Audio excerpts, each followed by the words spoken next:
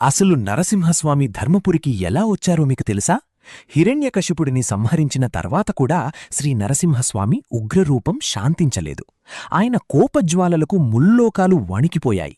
అప్పుడు ప్రహ్లాదుడు మరియు దేవతల ప్రార్థనలను ఆలకించిన స్వామి పవిత్ర గోదావరి తీరంలోని ఈ ప్రశాంత క్షేత్రంలో యోగముద్రలో కూర్చుని తన కోపాన్ని శాంతించుకున్నారు. అందుకే ఇక్కడ స్వామిని యోగానంద లక్ష్మీ నరసింహస్వామి అని భక్తులు భక్తితో పిలుచుకుంటారు. ఇక్కడ ఒక అద్భుతమైన కథ ఉంది. గోదావరి పక్కన ప్రవహించే భద్రనది.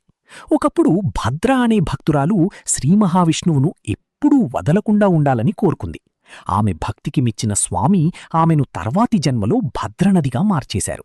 అందుకే నేటికీ భద్రనది ఈ ఆలయం పక్కనే ప్రవహిస్తూ గోదావరిలో కలుస్తుంది. ధర్మపురి కేవలం వైష్ణవ క్షేత్రం మాత్రమే కాదు, ఇది అరుదైన హరిహర క్షేత్రం కూడా.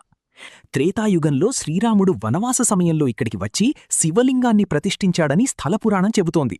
ఆ లింగమే శ్రీ రామలింగేశ్వర స్వామి.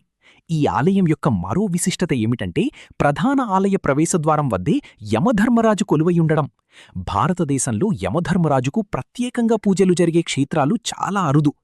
భక్తులు ముందుగా యమధర్మరాజును దర్శించుకుని తరువాత నరసింహస్వామిని సేవించుకుంటారు. ఇక్కడ గోదావరిలో స్నానం చేసి స్వామిని వేడుకుంటే మరణభయం, నరకభయం పూర్తిగా తొలగిపోతాయని భక్తుల నమ్మకం. ఇలాంటి ఆధ్యాత్మిక వీడియోల కోసం మా ఛానల్కి సబ్స్క్రైబ్ చేయండి. జై లక్ష్మీ నరసింహస్వామి.